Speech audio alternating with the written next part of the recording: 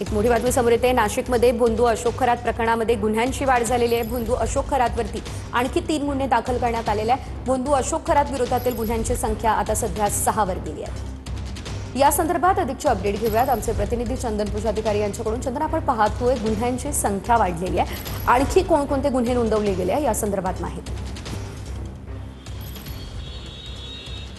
निश्चितपणे सेजल, आपण बघतोय की भोंदू बाबा अशोक खरातचा पाय जो आहे तो आणखी खोलात चाललेला आहे, कारण दिवसागणिक त्याच्या विरोधातले जे तक्रारदार आहेत ते आता समोर येऊ लागलेले आहेत।